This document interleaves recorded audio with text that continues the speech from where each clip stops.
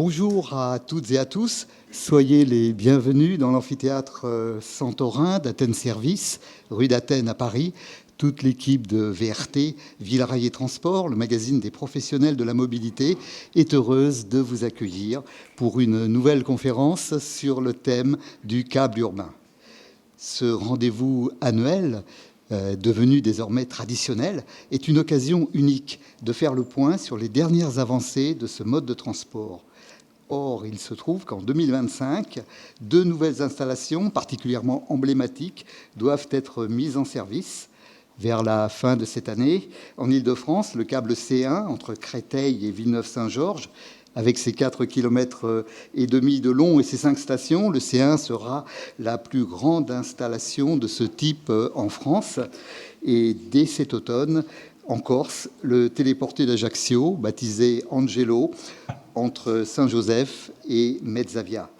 Long de 3 km, il comportera 4 stations, dont 2 en site urbain. Dans les deux cas, il s'agit de télécabines monocâbles, comme pour l'installation de Saint-Denis de la Réunion. Et à la différence de Brest, premier téléphérique urbain de France, ou Toulouse, jusqu'ici la plus importante des installations, avec ses 3 km de long, qui sont tous les deux des systèmes bicâbles, avec câble porteur et câble tracteur séparés. Ainsi, cette année, plus que jamais, le câble urbain fait l'actualité. Et pour en parler, nous accueillons ici ce soir l'atelier Châle, une agence d'architecture spécialisée dans le transport, représentée par l'une de ses 3 fondatrices, Lucie Coursaget, associée et co-gérante de la société. Merci de bien vouloir l'accueillir.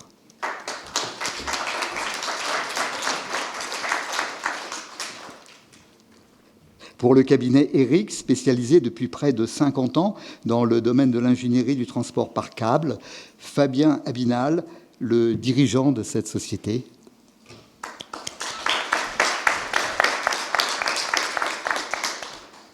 Il aurait dû être avec nous, mais il n'a pas pu prendre son avion ce matin pour nous rejoindre en raison de la grève des contrôleurs aériens. Patrick Vial, directeur de projet auprès de l'autorité organisatrice Tisséo Collectivité. Il porte toute l'expérience déjà acquise avec Téléo, le téléphérique de Toulouse.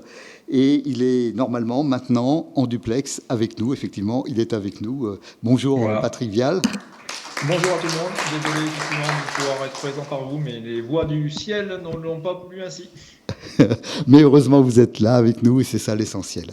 Nous avons le plaisir d'accueillir aussi, pour la première fois dans cette conférence, le STRMTG, Service des remontées mécaniques et des transports guidés, en la personne de Daniel Pfeffer, son directeur, rattaché directement au ministère des Transports. Nous évoquions à l'instant la télécabine d'Ajaccio. Elle est l'œuvre du constructeur Poma. C'est l'un des 2 grands noms du transport par câble dans le monde, présent dans 90 pays avec 8000 installations. Et nous accueillons donc Denis Beaulavigne, responsable commercial applications urbaines en France chez Poma.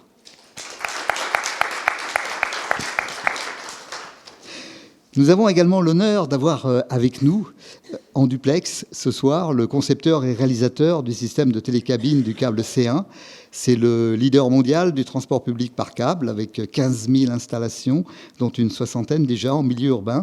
Il s'agit bien sûr du constructeur Doppelmayr, en la personne de Bernard Tellier, président de la société Doppelmayr France. Il devait être physiquement présent, mais souffrant d'une légère indisposition.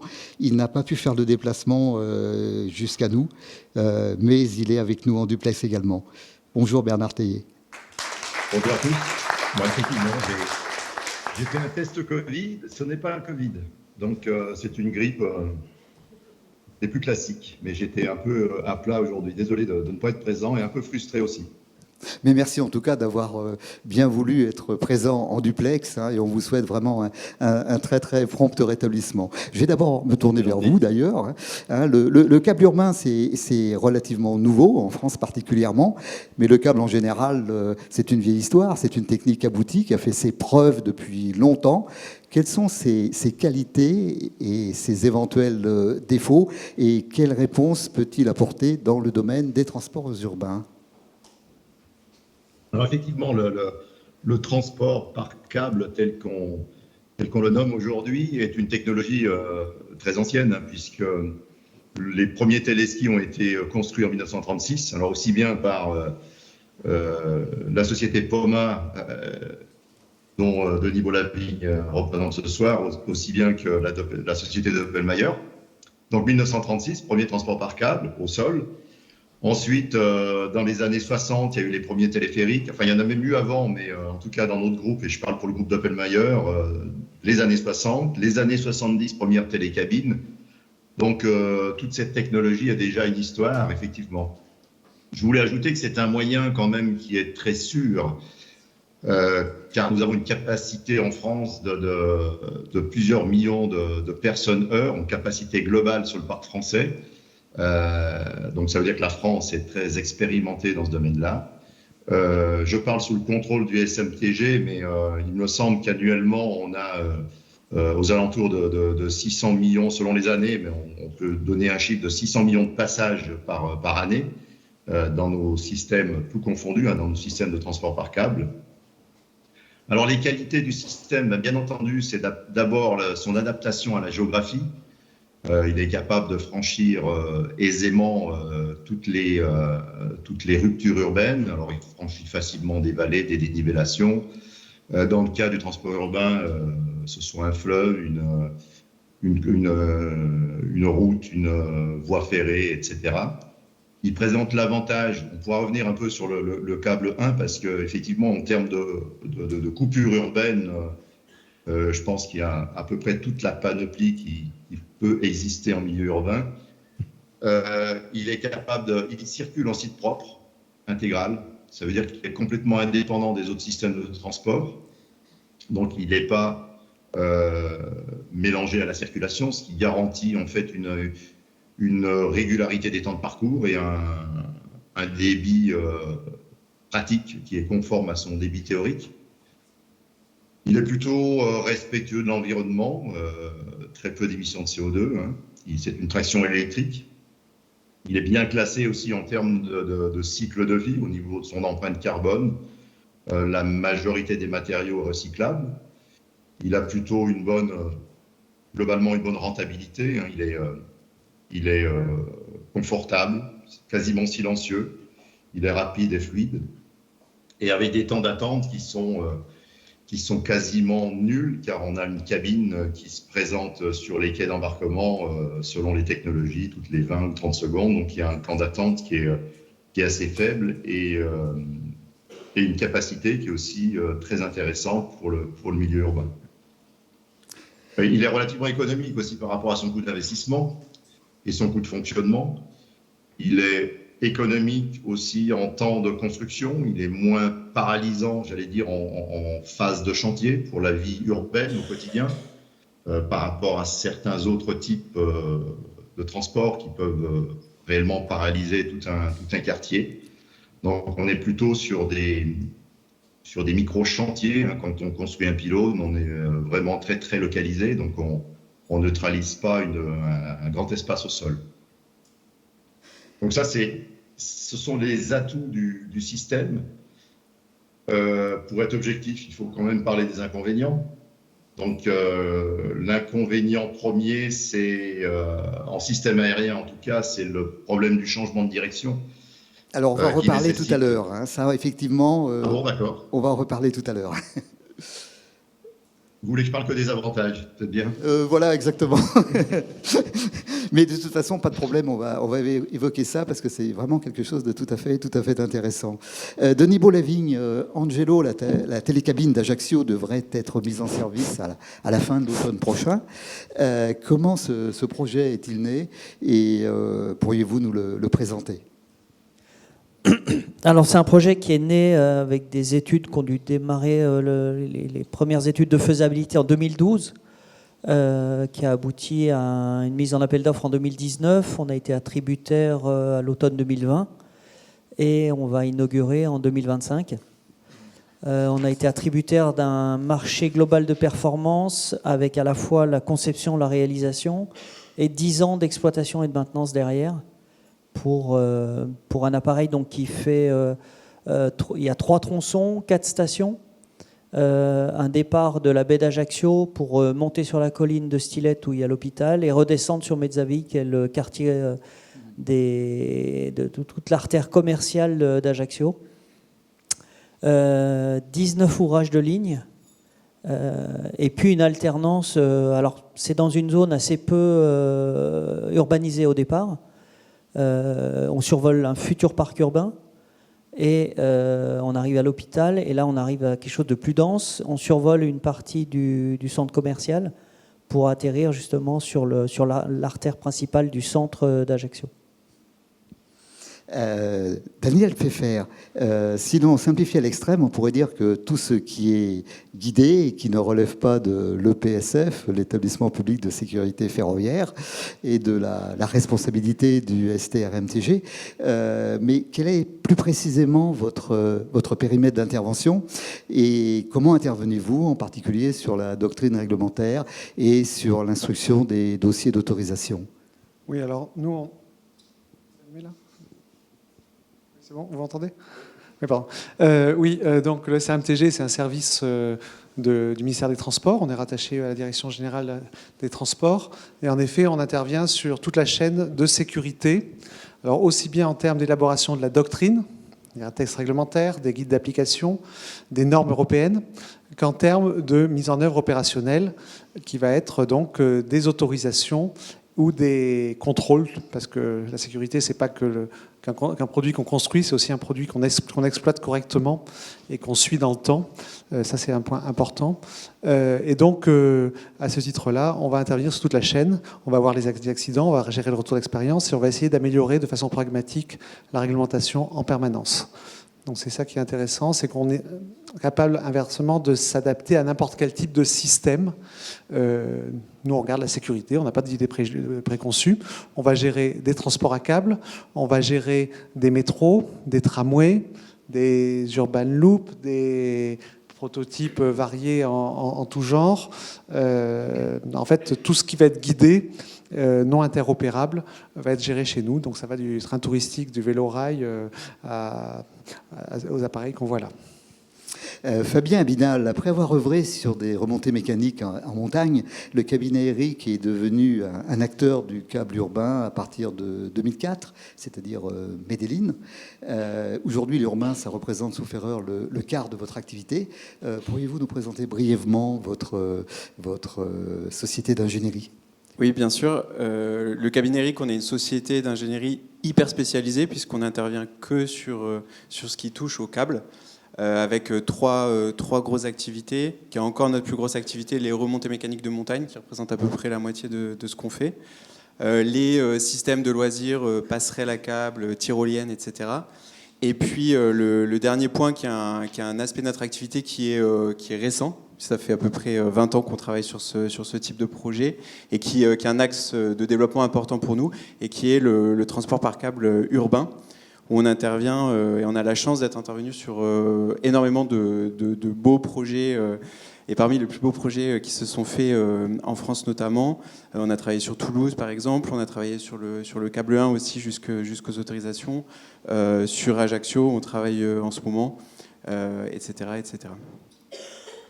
Lucie Coursaget, depuis sa création en 2012, l'activité de l'atelier Huchal est centrée sur les transports. Sur le C1, vous avez dessiné notamment les stations, les pylônes, les aménagements extérieurs, mais vous avez aussi travaillé pour d'autres clients, comme l'Association des Petits Frères des Pauvres.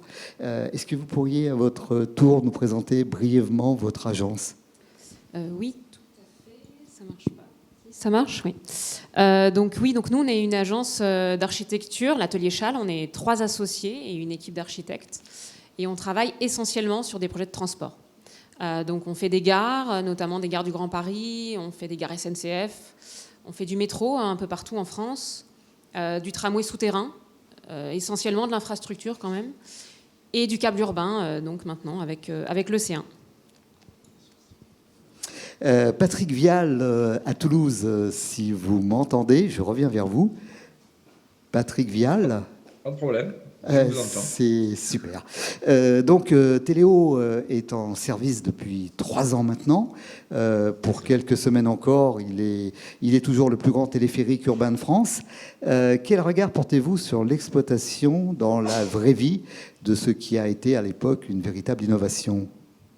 Alors c'est vrai qu'aujourd'hui, c'est un sujet, déjà Téléo se porte bien et marche bien, ce qui est déjà une très bonne nouvelle. Les Toulousains en sont contents, on transporte à peu près 1,8 million de passagers par an. On n'est pas encore au maximum de la capacité envisagée dans le port, puisqu'on est aujourd'hui à une moyenne de 6 000 voyageurs par jour, et on en vise 8 000 dès que le reste du maillage du réseau de transport qui va autour de Téléo sera opérationnel, donc dans les prochaines années. Et on a dû effectivement s'adapter un petit peu entre la feuille de route et la vraie vie, effectivement, à rendre le bon service aux usagers, en continuant à maintenir cet appareil pour qu'il garde sa performance et à rester fonctionnel, effectivement avec des horaires d'amplitude relativement fortes, puisque c'est un système qui sur les 3 km fonctionne de 5h du matin à minuit et demi pour caler avec les horaires métro. Et la seule adaptation que l'on a fait, c'est de réduire effectivement cette amplitude l'hiver, où on avait une fréquentation quand même un petit peu moindre sur la partie nuit.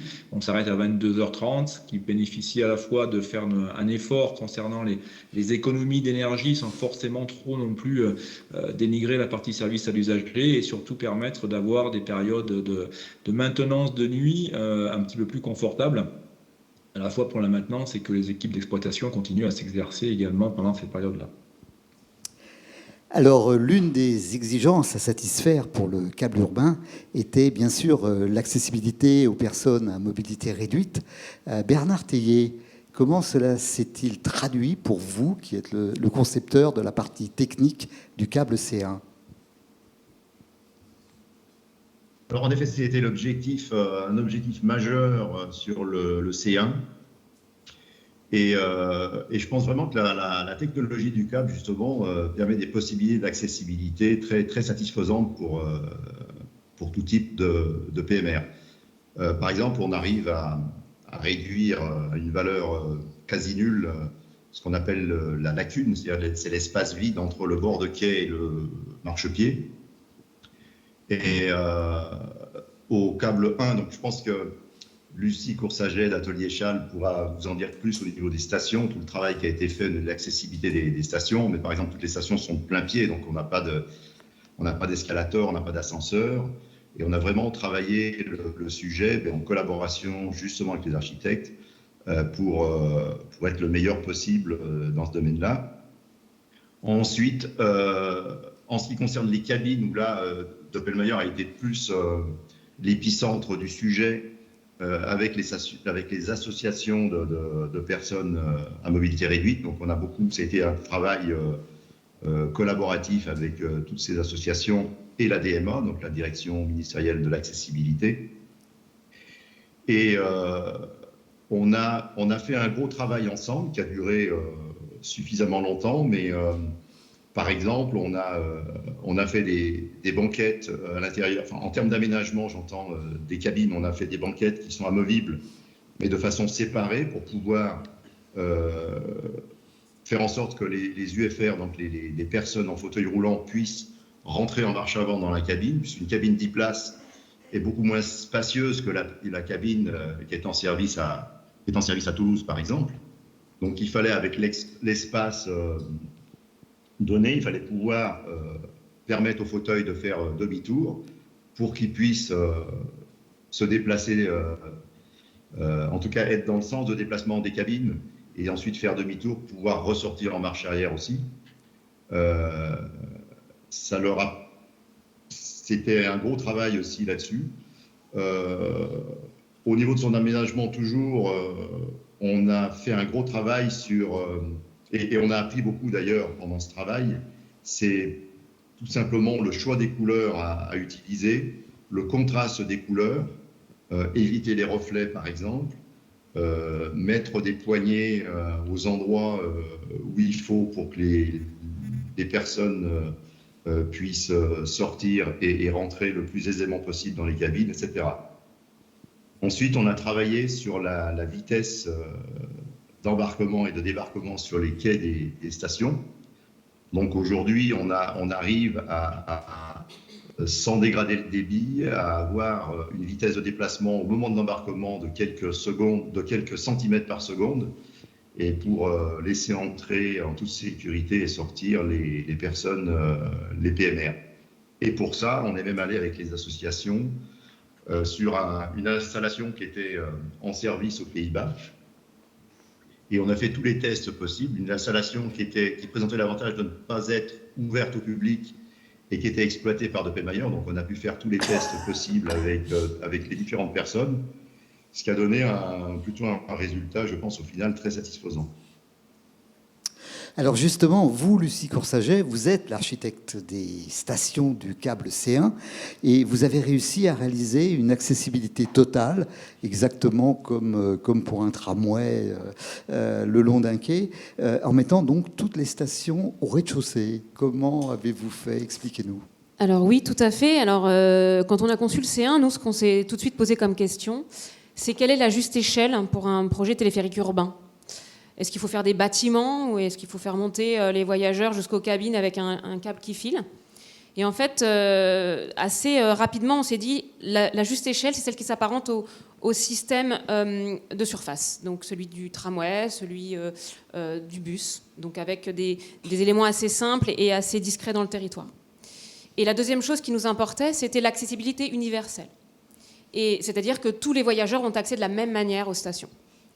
Et donc, pour finalement répondre à cette problématique d'échelle et à celle de l'accessibilité universelle, on s'est dit, on va tirer parti du système câble, qui lui est en capacité de descendre jusqu'au trottoir et de remonter.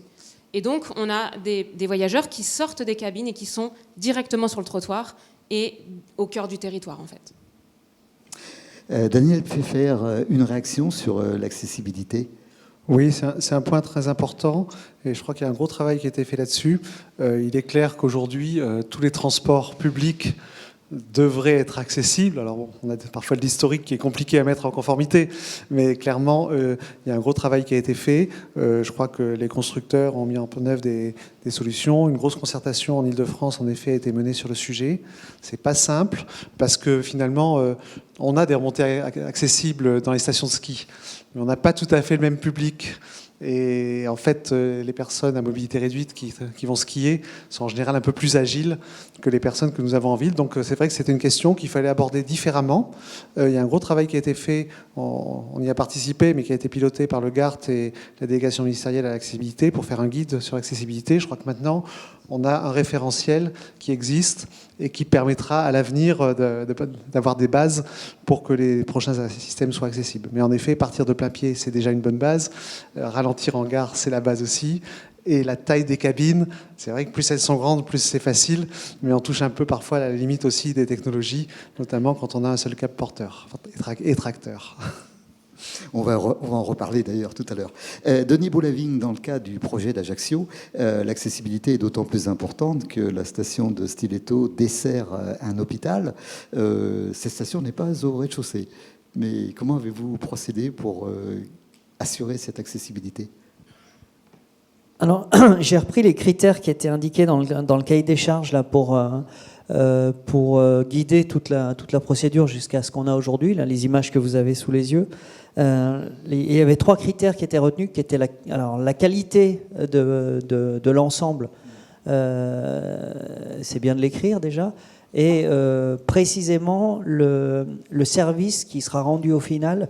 Donc le critère numéro 1, c'était la qualité d'ensemble de ce qu'on allait livrer, aussi bien en termes d'insertion, mais d'accessibilité aussi. Derrière, il y avait le coût global et puis l'insertion environnementale. Mais voilà, le premier critère auquel on devait répondre, c'était ça. Et puis, ce qui était précisé dans les objectifs, c'est que c'est un appareil donc à 4 stations et finalement, elles ont chacune leur particularité et chacune leur type de public. Et dont l'hôpital, avec là vraiment une majorité de gens qui sont susceptibles d'avoir des problématiques d'accessibilité et de mobilité. Elle est implantée dans un talus, cette station, et donc on a pu finalement bénéficier de cette implantation particulière, et on a un côté de la station qui est plein pied, et donc une accessibilité optimum côté hôpital. L'arbitrage a été de décider dans quel sens on faisait tourner le câble, parce que il fallait qu'on imagine, enfin pas non qu'on imagine, mais qu'on arrive à connaître quels étaient les flux dominants. Est-ce que c'est ceux qui arrivent de la baie et qui montent à l'hôpital, ou ceux qui arrivent plutôt du côté Mezzaville pour aller à l'hôpital? Et c'est ce qui nous a permis de déterminer le sens de rotation du câble. Donc voilà, sur les critères dominants d'Ajaccio à ce niveau-là.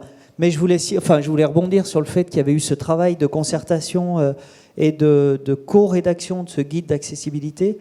Et ça permet aujourd'hui de ne pas reproduire toutes les concertations projet par projet avec différentes associations qui ont toute leur légitimité dans l'expression des besoins d'accessibilité. Et aujourd'hui, tout ça est repris dans un guide, et ça garantit à n'importe quel maître d'ouvrage que s'il applique le guide et si le cahier des charges prescrit l'ensemble des demandes du guide, il offrira un service réellement tout public et qui conviendra à tout type d'association et de handicap. Alors on va en venir maintenant aux aspects ingénierie. Fabien Abinal, comment l'ingénierie que vous représentez peut-elle accompagner les projets de câbles urbains? Quelles en sont les étapes importantes, et de quels outils vous disposez en particulier pour mettre en place les servitudes de survol? Alors le gros avantage pour les ingénieurs, c'est qu'on peut intervenir sur toutes les étapes du projet, de la première esquisse jusqu'à l'ingénierie de la maintenance ou de l'exploitation, par exemple. Si je devais souligner des étapes très importantes, il y a toute la phase de maturation du projet, où on est aux côtés du maître d'ouvrage pour imaginer ce que pourra être sa ligne, comment l'optimiser, comment faire en sorte qu'elle ait le moins d'impact possible et qu'elle soit la plus pertinente.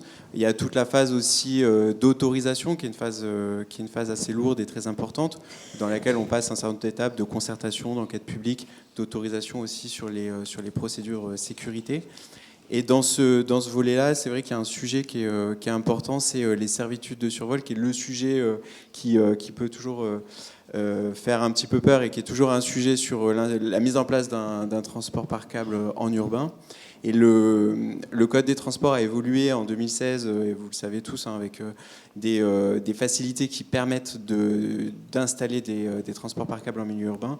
Et aujourd'hui, on a la capacité d'installer une servitude de survol, de libre survol, pourvu qu'on respecte des éloignements par rapport au bâti survolé et qu'on ait fait la démonstration d'une utilité publique ou d'une déclaration de projet. Et ça permet de faciliter la mise en place des projets.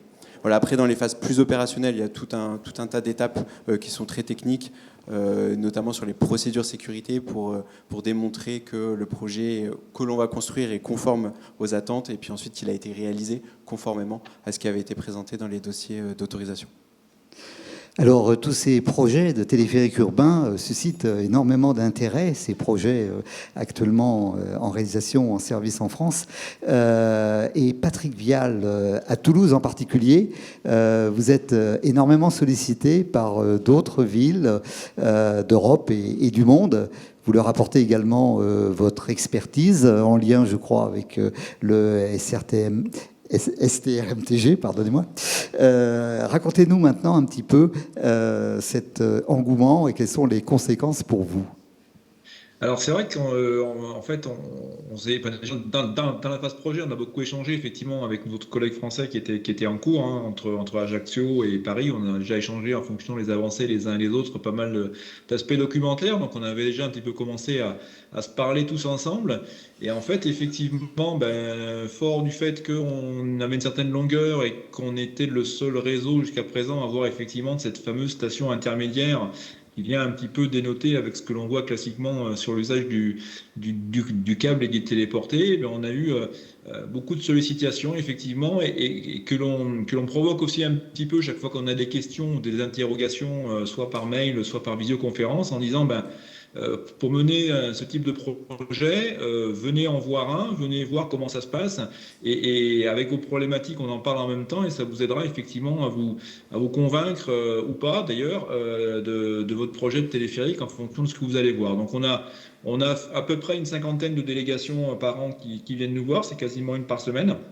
On a là-dedans, sur ces 50, on a au moins une dizaine politiques. Hein, donc effectivement, on a eu Bordeaux, on a eu Lyon, on a eu Lille, on a eu pas mal de gens qui sont venus nous voir. On a beaucoup les Allemands qui viennent nous voir aussi, puisque là, on a quand même une certaine prédominance en urbain d'avoir fait des choses, et eux, ils réfléchissent beaucoup et ont un peu du mal à le maturer et à le mettre en œuvre, et ont des problématiques de passage au-dessus de grandes rivières ou de voies ferrées de faisceaux ferrés qui sont importants également au niveau des grandes rivières, avec des zones industrielles qui regroupent la partie bassin d'emploi un petit peu éloignée des villes. Donc c'est quelque chose effectivement sur lequel ils regardent beaucoup. Donc là on a partagé avec Stuttgart, on a partagé avec beaucoup d'autres villes là-dessus. Et puis on a eu effectivement la surprise de voir des délégations. La dernière effectivement c'est une délégation indonésienne de l'île de Bornéo, l'État du Sarawak, qui, en substitution à un morceau de lit... oui, alors ça, on va en parler tout à l'heure. Hein, on va en parler tout à l'heure, effectivement, voilà, du Sarawak. Hein. Donc, voilà. Ils viennent nous voir. Donc, beaucoup de choses, et puis aussi beaucoup de milieux universitaires. Et on accueille également beaucoup de gens qui sont dans des études de master mobilité pour justement s'intéresser à cette nouvelle mobilité aujourd'hui dans les plans de développement des villes. Voilà, donc on a eu de l'université française, de l'université anglaise, de l'université américaine également qui sont venus voir dans le cadre d'échanges avec les écoles de commerce locales ce qui se passe de ce côté-là. Alors, le câble urbain, ça marche remarquablement. Hein, tous les exemples en France, notamment, le prouvent, et ailleurs aussi. On va aborder quand même le sujet de l'évacuation au cas où il y a une difficulté et où l'installation s'arrête et ne peut pas être remise en marche. Alors, en montagne, on connaît bien sûr l'évacuation verticale, hein, où les skieurs ou les randonneurs, d'ailleurs, l'été, sont redescendus au sol en rappel par des secouristes. Mais comme le disait Daniel Pfeffer tout à l'heure, tous les voyageurs du C1 notamment ne seront pas tous des sportifs. Alors Doppelmayr a développé son concept de récupération intégrée, et on va en parler dans un instant, hein, parce que c'est un concept extrêmement intéressant. Mais juste avant, Daniel Pfeffer, quelle est votre approche du sujet évacuation, et est-ce que ça n'est pas plus compliqué finalement en monocâble qu'en bicâble ? Alors, en effet, l'évacuation, c'est l'un des points compliqués à gérer parce que le transport à câble, Bernard Tellier a dit tout à l'heure, il a plein d'avantages, mais il a aussi quelques inconvénients. Donc, il y a et surtout des points de vigilance. Bon, d'une part, il faut bien sûr l'utiliser dans son domaine d'emploi, et on a pu voir que la plupart des agglomérations faisaient un mix entre le transport à câble et les autres transports, parce que le transport à câble résout certains problèmes et n'est pas adapté à tout. Mais en effet, l'évacuation reste un des sujets importants. L'évacuation verticale, c'est en effet ce qui est le plus pratiqué sur les appareils de montagne.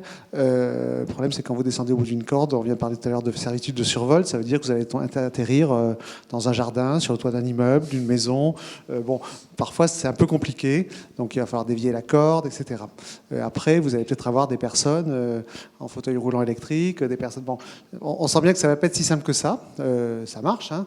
C'est rare aussi, il faut le dire. Hein. Une évacuation, c'est pas tous les matins. C'est vraiment très rare, mais ça peut arriver. Alors, il y a des technologies alternatives qui ont été développées, et notamment celle dont on va parler tout à l'heure de sauvetage intégré. Alors, c'est pas nouveau, le sauvetage intégré. Le premier, je crois que c'est l'aiguille du Midi. Donc, vous voyez, ça date de 50 ans, je crois. Et c'était assez facile à faire, entre guillemets, sur un système bicâble. Alors, on a deux technologies principales, le bicâble et le monocâble.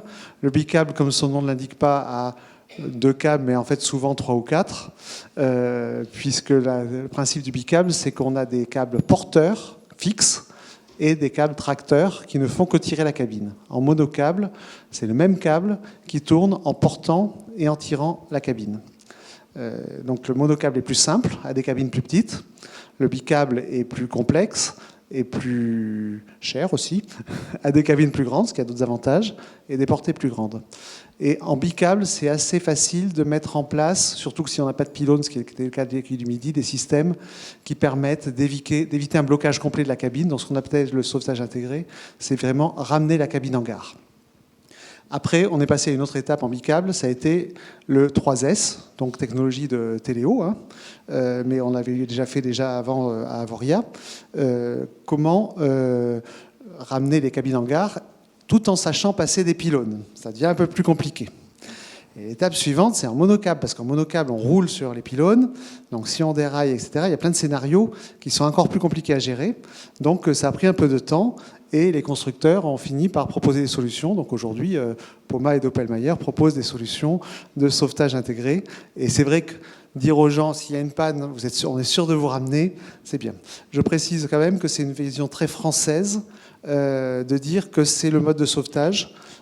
Et du coup, on est très exigeant au niveau du STRMTG sur l'élaboration des scénarios. On va très loin sur les scénarios peu probables. Dans d'autres pays, on se limite aux scénarios les plus probables, mais on demande à l'exploitant d'avoir un plan B géré par l'exploitant qui permet d'évacuer les gens. Donc ça enlève un peu d'intérêt aussi à la solution. Ça reste une solution technique compliquée qui nécessite surtout d'avoir des équipes très bien entraînées et très bien formées pour être sûr que ça marche. Alors justement, Bernard Théier, ce concept de récupération intégrée, vous l'avez tout particulièrement développé et il permet dans l'immense majorité des cas de rapatrier les cabines en gare. Comment ça marche ? Alors Daniel a pratiquement tout dit là. Globalement, le principe est quand même relativement ancien, effectivement, depuis les début du Midi à Chamonix. Ensuite, je pars du principe qu'on a repris quand même un concept existant, mais qui est beaucoup mieux abouti aujourd'hui. Et on a repris ce premier concept au moment où on a construit le 3S à Coblence. Donc 3S, technologie complètement équivalente à celle de Toulouse, où là, on passait sur le confluent du Rhin et de la Moselle. Donc on avait une très grande portée au-dessus de l'eau, où on avait envie d'exclure justement cette évacuation verticale. Alors, comme l'a dit Daniel, avec une récupération intégrée, idéalement, on s'interdit d'avoir une évacuation verticale. Mais on n'a peut-être pas identifié tous les scénarios, donc on conserve quand même un plan B au cas où la récupération intégrée ne fonctionne pas. Mais globalement, le principe était le suivant: quand on a repris ce concept et qu'on a adapté ensuite sur le monocable, c'était de faire une analyse statistique de tous les arrêts d'installation, toutes les immobilisations, enfin les pannes techniques qui avaient immobilisé l'installation. Donc là, on est remonté sur le plus loin possible de ce qu'on connaissait. On s'est fait aussi aider par des services externes aussi qui avaient une certaine historique avec des exploitants, etc. On a mis tout ça et on a essayé d'apporter une réponse technique en face de toutes les pannes connues. Et ensuite, on a travaillé avec en tout cas en ce qui concerne le monocable, on a travaillé avec le SMTG pour justement mettre en forme tout ça sur une première installation en 2019. Et on a voulu aussi identifier toutes les causes externes au système. Donc il y a d'un côté les causes les causes de panne intrinsèques au système et aussi des causes externes qui peuvent se produire si on dépasse légèrement le domaine d'utilisation de l'installation elle-même.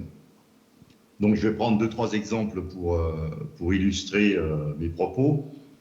Il est arrivé dans le passé, par exemple, que le roulement à billes, enfin, qui est plutôt un roulement à rouleau d'ailleurs, des poulies principales, qu'elles soient motrices ou poulies retour, se bloquent, cassent, avec pas forcément des signes avant-coureurs. Donc à partir du moment où ce roulement casse, la poulie se bloque et le câble ne peut plus tourner.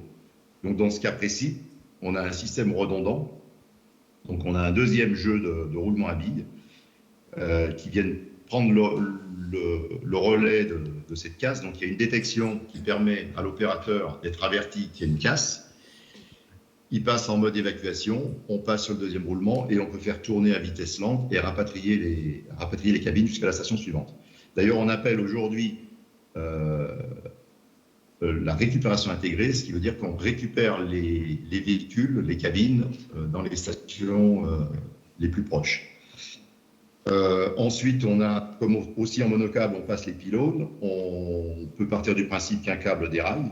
Donc, encore une fois, je rassure tout le monde, quand le câble déraille, il n'y a pas de conséquences sur la sécurité puisqu'on a des systèmes de rattrape-câble qui sont présents. Mais avant de pouvoir refaire tourner le câble, il faut remettre le câble dans sa position de fonctionnement. Donc, à ce moment-là, on a des outillages qui sont à demeure et qui sont plombés d'ailleurs, qui ne doivent pas être utilisés autrement que par la récupération intégrée, pour remettre le câble dans sa bonne position et de pouvoir redémarrer l'installation. Donc il y a toute une série de pannes potentielles avec une réponse technique, donc une procédure. Et comme l'avait dit Daniel, il faut bien voir que le système globalement est quand même assez complexe, donc ça demande beaucoup de formation pour l'exploitant, parce qu'il faut d'abord faire le bon diagnostic et savoir quelle est la réponse technique à mettre en face. Et dans le cas du C1, si vraiment cette récupération intégrée ne fonctionnait pas et qu'on soit obligé de faire appel à une évacuation verticale, ce sera le GRIMP, donc une partie de la BSPP, hein, des pompiers de Paris, qui interviendraient, donc pareil, qui seront formés pour intervenir sur les câbles et procéder à une évacuation verticale des usagers. Alors il y a un autre... Et ce que je voulais Oui. Ce que je voulais ajouter, c'est qu'aujourd'hui, ce système est un système qui a été développé par les constructeurs, alors avec la collaboration des services de l'État, du SMTG aussi, mais qu'aujourd'hui, il y a un groupe de travail qui est en train de travailler, de produire justement un guide, et qui est piloté par la France. Donc c'est un groupe de travail européen, avec les différents pays de l'arc alpin, et c'est piloté par le SMTG, piloté par la France. Donc on aura bientôt, je pense, un guide qui va nous cadrer, et donc un référentiel qui va nous cadrer cette récupération intégrée. Alors il y a un autre risque à prendre en compte, c'est le risque incendie. On parle donc d'un incendie qui se déclarerait au sol, sous la ligne, par exemple dans un véhicule circulant sur une voie routière qui passe sous la ligne de la télécabine. De quelle manière, Bernard Tellier, avez-vous géré ce risque sur le C1 ? Alors, ça a été effectivement un gros sujet. L'avantage du monocâble, j'allais dire, c'est qu'on peut, en cas de détection d'incendie, alors le risque, il est vraiment un incendie externe à la ligne. C'est vraiment ça le risque, c'est-à-dire un incendie qui peut se déclarer sur les voies publiques, un camion-citerne qui prend feu, etc. Donc le sujet, c'est de ne pas d'avoir un foyer sur un câble arrêté. Donc dans le cas du câble 1, on a fait évidemment une étude incendie qui est très poussée puisqu'elle a duré pratiquement 2 ans, vraiment en analysant tous les cas possibles de foyers donc sur la zone du tracé du C1, avec un cabinet spécialisé. Hein, ça dépasse bien évidemment la compétence des constructeurs. Et à partir de là, donc, quand on a identifié toutes les zones potentielles d'incendie, on a mis évidemment des caméras thermiques pour détecter les départs d'incendie. Ces caméras sont directement reliées au système. Et à partir du moment où on a un incendie, on a ce qu'on appelle intégré au fonctionnement une marche incendie, qui permet de faire tourner le câble de façon continue et sans arrêt. Parce que la grosse problématique, c'est que si on passe à une vitesse suffisamment rapide au-dessus du foyer, il n'y a pas de risque. Si on reste arrêté, évidemment qu'il y a un risque. Et l'intérêt du câble, du monocâble, c'est que justement, on peut faire tourner le câble en permanence, sans arrêt. Et la nuit, on peut rentrer les cabines et faire tourner aussi, si besoin, le câble nu, sans cabine suspendue, en cas de départ de feu. Donc voilà. Voilà ce qu'on a le travail qu'on a effectué. Alors ça semble simple comme ça quand on en parle, mais ça a été vraiment un travail de longue haleine avec des spécialistes. Et encore une fois, on a appris beaucoup justement sur cette problématique-là. Alors quand je dis c'est relativement simple avec un monocâble, dans la mesure où on est dans une zone de foyer qui peut être problématique quant à la distance du câble par rapport à la zone, du foyer, qui est un peu moins facile à gérer dans le cas de bicâble, parce que là, on a des câbles fixes. Donc, le câble fixe, comme son nom l'indique, il ne peut pas se déplacer. Donc, s'il y a un foyer qui se déclare sous un câble fixe, évidemment que c'est un problème. Donc, la seule solution qu'on connaît aujourd'hui, c'est d'être suffisamment éloigné, par exemple, d'une rue où il y a un risque potentiel d'incendie pour s'affranchir justement de ce risque-là. Ce qui permet, et j'arrêterai là, ce qui permet, comme on l'a dit tout à l'heure, d'avoir, lorsqu'on a des stations de plein pied, comme c'est le cas au C1, on passe dans la zone d'envol relativement près des voiries. Donc, on peut le faire en monocâble, on ne peut pas forcément le faire en bicâble. Daniel Pfeffer, quelle est votre approche sur le risque incendie et en particulier la problématique, effectivement, comme le disait Bernard Théier, du bicâble où le câble porteur par définition est statique et donc est beaucoup plus vulnérable. Bon, le risque incendie, c'est quand même, on a tous en tête l'accident de Cap-Roun de 2000 où il y a eu 155 morts dans un funiculaire en tunnel. Donc depuis, on a porté et le CRMTG a piloté un groupe de travail de normalisation qui a débouché sur une norme en 2018, parce que ça a été un peu laborieux, avec en effet plusieurs choses. Bernard a parlé tout à l'heure de la marche incendie, c'est fondamental. À Cap-Roun, qu'est-ce qui s'est passé? Il y a eu un défaut, tout s'arrête et on ne bouge plus. Ça, c'est le pire. S'il y a un incendie, c'est le seul cas où on va court-circuiter les petites sécurités qui ne sont pas forcément hyper dangereuses si on les court-circuite et qu'on continue à tourner à vitesse lente. Et on continue à tourner pour sortir les gens du feu. C'est la première règle. Bon, deuxième règle, on évite de mettre des matériaux inflammables. Donc on fait attention dans la conception des véhicules, des gares. On ne sait jamais, surtout que dans les véhicules, maintenant, on commence à avoir des batteries. On peut avoir des passagers qui ont aussi des matériaux inflammables. Donc ce n'est pas la peine d'en rajouter. Aujourd'hui, tous les constructeurs savent faire des véhicules qui ne brûlent pas, comme on fait des métros ou des tramways qui ne brûlent pas. Voilà. La deuxième problématique, c'est en effet comment on traite le risque externe. Alors avant, c'était simple, on était dans la campagne. Donc on disait, allez, 30 mètres au-dessus de la végétation, 20 mètres au-dessus des bâtiments. Et en général, ça passait parce qu'en station de ski, on a de la place. En ville, c'est pas du tout ça. En ville, on a plein de risques. On a des voiries, Bernard en a parlé. On peut avoir des bâtiments, des installations industrielles. Parfois, on est plus bas. On va survoler de la végétation. Donc à chaque fois, on va se retrouver dans des situations difficiles. Donc on a ouvert la porte à des études de risque qui ont été menées donc, sur le C1 par exemple, mais aussi à Toulouse et partout. L'étude de risque, c'est quoi? C'est évaluer le risque, essayer de le réduire bien sûr à la source, essayer de le détecter le plus vite possible pour pouvoir déclencher, si par hasard l'incendie se déclenche et est trop important, déclencher tout simplement l'évacuation de la ligne et si possible continuer à tourner. Ça, c'est le premier risque pour les passagers. Et en effet, Bernard parlait des bicâbles. Si on a des câbles fixes, il faut quand même regarder l'impact. On peut aller parfois jusqu'à la rupture du câble. Un câble à 400-500 degrés, ça casse.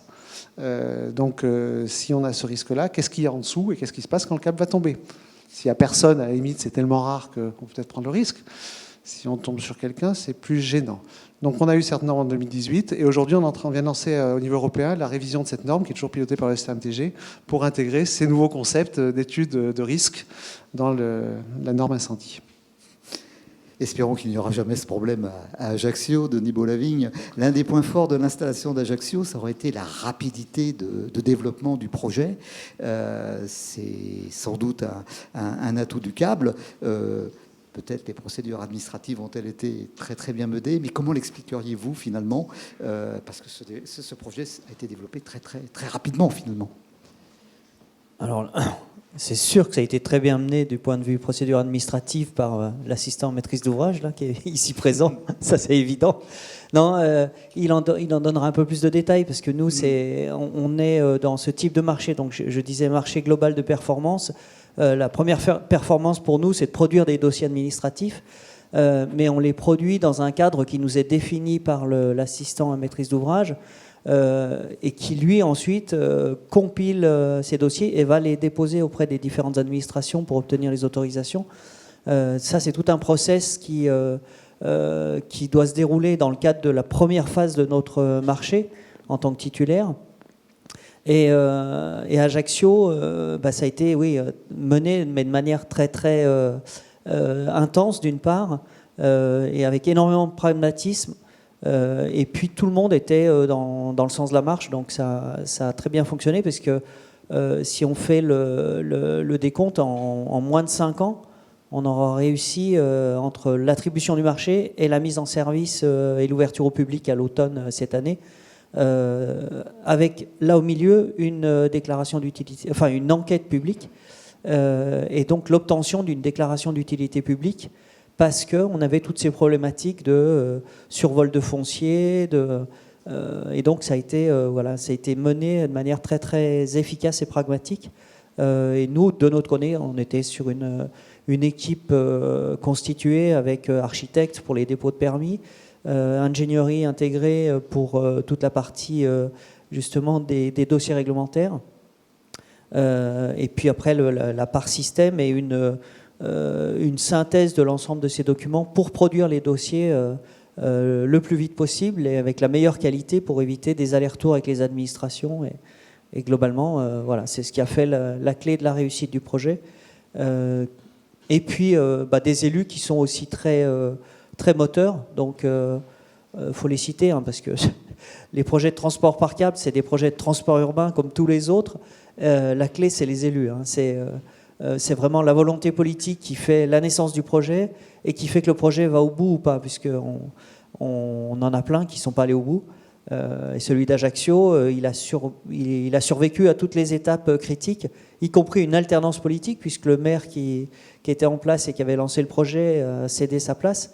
Et ça, c'est toujours pour nous la zone terrible où tout type de projet peut mourir à tout instant. Et ben voilà, on a franchi toutes les étapes et aujourd'hui, on en est à quelques mois de l'ouverture au public. Mais Fabien va plus vous donner de détails sur les procédures. Alors justement, Fabien Binal, quelles sont les différences, vous qui avez l'expérience des deux types de projets, hein, notamment donc sur l'aspect réglementaire, les différences entre câbles de montagne et câbles urbains? Je commence par l'aspect réglementaire. Sur l'aspect réglementaire, effectivement, c'est très différent. Et comme le soulignait Denis, les projets urbains, ils passent par cette phase de déclaration d'utilité publique qui est assez lourde et qui permet en fait de donner au maître d'ouvrage la faculté d'exproprier les terrains d'assiette des pylônes et des stations. Et la stratégie, si je reprends l'exemple d'Ajaccio, la stratégie qui a été prise à Ajaccio, ça a été de dire en études préliminaires et donc avant d'avoir un groupement de conception-construction, on a préparé l'ensemble des dossiers administratifs, donc dossier préliminaire de sécurité pour le volet sécurité et puis dossier de DUP. Tout ça a été préparé en amont sur base des études préliminaires et a fait l'objet d'une mise à jour au moment de l'attribution du marché in fine aux concepteurs-réalisateurs. Et ça a permis de gagner du temps dans la production des dossiers, d'anticiper des discussions en off avec les services de l'État. Et puis, comme le disait Denis, une saine pression des élus qui a permis de mettre un peu d'huile dans les rouages et de motiver tout le monde. Après, peut-être juste sur les aspects réglementaires, il y a un invariant entre la montagne et l'urbain, et Daniel pourra confirmer, je pense, mais c'est l'aspect réglementation technique. Donc toutes les règles techniques qui sont construites et qui évoluent et qui sont faites par le STMTG, et puis les normes européennes qui sont systèmes, et ça c'est vraiment les mêmes règles qui s'appliquent. Le gros écart réglementaire, c'est vraiment sur le cadre administratif de mise en œuvre des projets, puisque les projets urbains par câble sont rattachés aux mêmes procédures que celles qui régissent les métros ou les tramways. Et puis il y a une autre différence, mais qui se voit comme le nez au milieu de la figure, c'est les aspects usages, où on n'a évidemment pas les mêmes usagers, on en a parlé, notamment les personnes à mobilité réduite. Et puis il y a l'usage de la machine, où un transport par câble en montagne, un appareil qui tourne beaucoup, il va tourner entre 1000 et 1500 heures par an. Un appareil urbain, si je prends l'exemple de Toulouse, il tourne 7300 heures par an. Donc on change complètement de paradigme sur l'usage de la machine et donc toute la stratégie d'exploitation et la stratégie de maintenance qui va avec. Patrick Vial, vous êtes d'avis que le téléphérique a aussi sa place dans l'interurbain, et notamment dans le cadre des SERM, les services express régionaux métropolitains. Et il y a cet exemple de cet État de Malaisie, le Sarawak, hein, sur l'île de Bornéo, où pour éviter les acquisitions foncières, cet État réfléchit pour réunir deux agglomérations distantes d'une dizaine de kilomètres. C'est une solution que vous portez ? Bah en fait, effectivement, on se rend compte que le téléphérique, c'est pas uniquement pour passer quelques obstacles en ville et puis on s'en arrête là. Il y a d'autres obstacles qui peuvent être administratifs. Et c'est vrai, quand l'État du Sarawak est venu nous visiter, on a bien compris que leur sujet, en fait, c'est l'acquisition foncière sur laquelle la propriété terrienne est très ancrée dans les faits, et que même pour un État, même avec une espèce de déclaration d'utilité publique, il était très compliqué d'acquérir du terrain pour faire une voie de bus en site propre ou pour aménager différentes choses. Et à ce niveau-là, c'est sûr que l'impact au sol d'un téléphérique est quand même beaucoup plus faible et peut effectivement, dans l'aspect célérité demandé dans les schémas effectivement express régionaux, peut également effectivement servir à ça. Ça peut être le cas aussi éventuellement en France, hein, il n'y a pas d'interdit. Quand on regarde le budget des schémas express régionaux métropolitains de la partie Occitanie, on est sur des projets qui sont aux alentours de 5 milliards d'euros. On pense tout de suite à du ferroviaire, mais il n'y a pas que ça. Il y a quand même une part qui doit avoisiner 15 ou 20% de ce budget-là, qui n'est pas du ferroviaire. Et là, effectivement, le téléphérique, à certains moments, peut effectivement rendre le service express régional pour desservir certaines zones du schéma directeur. Denis Beaulavigne, je crois que vous aussi, vous estimez que l'intégration au CERM serait tout à fait pertinente. Bah, aujourd'hui, avec le retour d'expérience qu'on a, notamment sur Toulouse, et le taux de satisfaction des usagers toulousains vis-à-vis du téléphérique, alors le réseau toulousain, il est classé dans les meilleurs français en termes de taux de satisfaction global des usagers. Et le téléphérique a le meilleur taux à l'intérieur du réseau toulousain. Donc, pour nous, c'est le Graal. Ça veut dire que... merci Bernard. Ça me va. Venant du leader mondial. Tout à fait, je comprends. Exactement. Tout le monde l'a entendu. Le challenge est d'autant plus grand parce que le réseau Île-de-France, je pense que c'est un beau challenge aussi. Donc, on regarde, on observe ce que Doppel va faire sur l'Île-de-France. Plus sérieusement, donc, quel que soit le mode, quelle que soit la technologie câble aujourd'hui, le retour d'expérience fait qu'on a un niveau de service qui est compatible avec n'importe quelle intermodalité. Donc, nos systèmes sont aujourd'hui reconnus comme capables de faire de l'intermodalité. Donc, avec du rail, avec du tram, du bus, on sera intermodaux. On a, ça a été évoqué tout à l'heure par Lucie, la capacité de configurer des stations à la demande. Alors au sol, idéalement, on est tous à se dire que l'accessibilité et tout ce qui va avec, hein, on a paradoxalement, par exemple, les plus gros problèmes qu'on a en termes de disponibilité des systèmes de transport par câble, c'est les ascenseurs qui conduisent au quai. Donc si on n'a pas d'ascenseur, on n'a déjà pas ce problème-là. Mais on sait faire des stations au sol, en R+1 ou en R+6. Grenoble, par exemple, la plupart des stations envisagées à R+3 ou R+4. Donc on s'intègre vraiment dans n'importe quel type de réseau avec n'importe quel type de station. On peut faire de la multifonctionnalité des stations, c'est-à-dire qu'on peut envisager de la conciergerie, on peut envisager un mall commercial, des choses comme ça à proximité de la station. On a travaillé et on travaille de plus en plus sur la compatibilité avec la logistique urbaine. Ce qui vient tout de suite à l'esprit, aujourd'hui, c'est de faire de la messagerie. Alors ça, c'est très facile. De nouveau, avec des consignes dans les stations, des choses comme ça. Et on a une multitude de possibilités de faire de la messagerie ou du fret dans les cabines, de préférence dans les heures creuses pour ne pas polluer la circulation. Par contre, en dehors des périodes de nuit qui sont dédiées à la maintenance, c'est des bonnes idées qui ont été évoquées à un moment donné, mais en heure creuse, on a largement le temps de faire de la logistique urbaine, et ça suppose simplement des aménagements de stations avec des possibilités de chargement et de déchargement du fret en dehors des zones publiques. C'est la seule chose à faire, mais on saurait le faire facilement avec l'aide des architectes. Donc voilà, avec tout ça, on considère qu'on a effectivement un rôle à jouer dans les CERM pour gérer le dernier kilomètre. Alors justement, on va revenir sur ces stations en rez-de-chaussée qui sont une caractéristique du C1. Lucie Corsaget, vous avez réussi à réaliser ces stations sans devoir créer finalement un no man's land délimité par des barrières correspondant à la zone d'envol. Comment avez-vous procédé, et en particulier ce travail que vous avez fait sur la topographie pour pouvoir y arriver? Alors oui, tout à fait. À partir du moment où on a des stations à rez-de-chaussée, on a ces zones d'envol qui sont les arrivées, les départs des cabines, où potentiellement on peut avoir rentrer en collision avec les cabines. Donc ce qu'on a proposé au niveau du C1, c'est d'intégrer ces zones d'envol à l'aménagement extérieur autour des stations. Et on a simplement tiré parti en fait, de la topographie existante pour amener vraiment les usagers jusqu'au quai. Donc on a implanté ces zones d'envol à 4 mètres sous le gabarit des cabines. Ces zones, elles sont entièrement végétalisées et elles sont donc potentiellement accessibles et sans danger pour les usagers. Et donc on n'a pas besoin finalement de les clôturer avec des barrières ou des garde-corps. Donc on a vraiment une continuité urbaine au niveau du câble 1. Alors on va aborder maintenant les aspects maintenance et exploitation. Daniel Pfeffer, comment réaliser un système avec un bon niveau de maintenance sans devoir ni trop souvent ni trop longtemps arrêter l'exploitation? Alors, c'est un enjeu fort. Je pense que les constructeurs seront mieux placés pour indiquer les solutions qu'ils portent, bien sûr. Nous, ce qu'on a essayé de faire, c'est de faciliter les choses au niveau de la réglementation. La réglementation prévoit tout un tas de révisions et autres périodiques qui sont fixées de façon un peu obligatoire, avec un nombre d'heures, un nombre d'années entre deux grandes révisions. Et c'est vrai que ces grandes inspections, notamment, demandent des démontages et autres, des opérations relativement lourdes.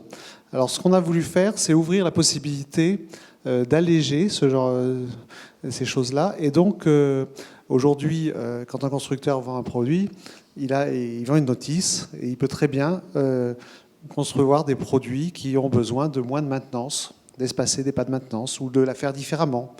Et ça, on l'accepte dans la nouvelle réglementation. On accepte de suivre tout simplement la notice du constructeur qui permet peut-être des aménagements qui seront adaptés.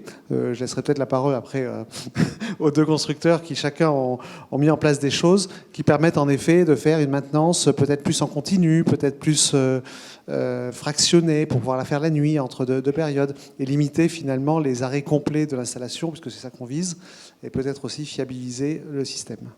Alors, Fabien Abinal, en tant qu'ingénierie de maintenance, justement, vous accompagnez les autorités organisatrices de Brest et de Toulouse et vous préconisez un accompagnement renforcé dans les premiers temps et plus léger progressivement. Quels sont les avantages d'un tel accompagnement ? Oui, alors l'accompagnement, il est à calibrer en fonction de chaque collectivité. Mais en tout cas, quand un porteur de projet imagine faire un système de transport par câble, et a fortiori s'il n'a pas de système de transport par câble préexistant dans son réseau, ce qui est le cas finalement de tous les transports par câble qui se sont construits ces dernières années, quand on fait ce qu'on appelle le montage opérationnel et donc le contrat de conception, réalisation, éventuellement exploitation, maintenance, il faut vraiment avoir en tête toutes ces phases ultérieures que seront la maintenance et l'exploitation. Et il faut penser dès le départ, intégrer dans le montage contractuel les différentes étapes d'exploitation et maintenance auxquelles on sera confronté. Et ça passe notamment par une définition des objectifs. Et Denis l'évoquait sur Toulouse, par exemple, où le travail qu'on a fait avec Tisséo, c'est d'identifier un certain nombre d'exigences performantielles pour la phase d'exploitation-maintenance, en termes de disponibilité, des sujets qui reviennent souvent, de tenue au vent, de fiabilité, d'interruption annuelle aussi de l'exploitation, puisque c'est pas comme en montagne où on a une intersaison très longue, on peut arrêter la machine pour faire des maintenances, mais il faut penser maintenance sur les nuits longues ou sur des périodes d'interruption qui sont très courtes et aujourd'hui qui sont de l'ordre de 2 semaines sur les transports par câble en France. Alors, on l'évoquait tout à l'heure, le tracé de la télécabine d'Ajaccio présente la particularité de survoler pour partie un quartier de la ville et pour partie une zone vierge couverte de végétation. Denis Baulavigne, comment avez-vous travaillé l'intégration urbanistique et paysagère, et en particulier pour préserver le cadre naturel ?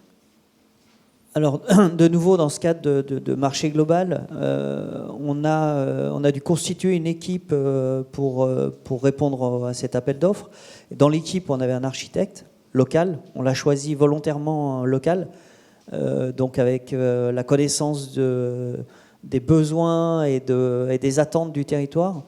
On avait choisi un génie civiliste local aussi, capable de travailler dans un site contraint avec voilà, toute cette préoccupation, on va dire.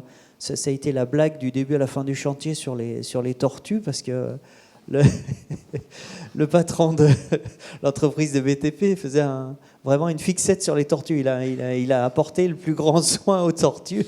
Et c'est voilà, non mais c'est anecdotique, mais en tout cas voilà, seuls les locaux pouvaient avoir ce type de comportement. Mais c'est important.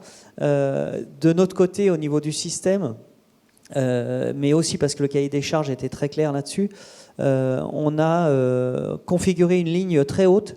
Alors les stations les plus basses possibles pour qu'elles soient le mieux intégrées possible, mais les pylônes les plus hauts possibles pour éviter le défrichement, et puis tout en restant dans les règles incendie appropriées.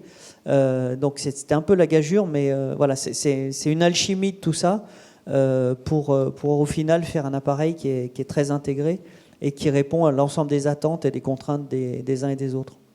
Alors l'obstacle majeur du câble urbain, c'est que son tracé ne peut pas négocier sur un même tronçon une courbe prononcée.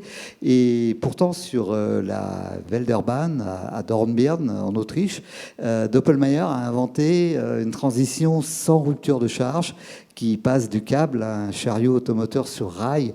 Bernard Théier, pourriez-vous nous décrire rapidement cette innovation, cette avancée ? Oui, alors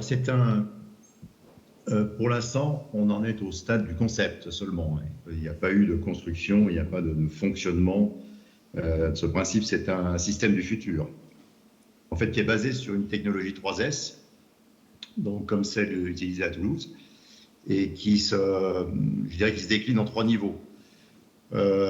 Difficile à expliquer comme ça, on aurait une vidéo, ce serait plus simple à expliquer. Mais globalement, le premier niveau, c'est un système de transport 3S classique, dont le véhicule donc, est formé d'une cabine, une trentaine de places, suspendu à un chariot qui roule sur 2 câbles porteurs fixes, donc tirés par un câble tracteur, donc avec un déplacement linéaire classique. Donc là, on est par exemple dans une zone périurbaine. Ensuite, on arrive dans une zone plus urbanisée. Donc, c'est là où on arrive au 2e niveau. Donc, on arrive, par exemple, dans une station.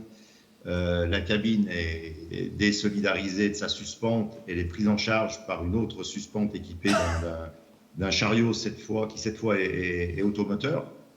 Donc, ce chariot automoteur qui porte la cabine peut alors circuler sur un rail aérien, qui est aussi supporté par des pylônes. Donc ce rail permet d'effectuer des courbes, donc pour pouvoir suivre par exemple les virages d'une rue. Donc là on est toujours en aérien.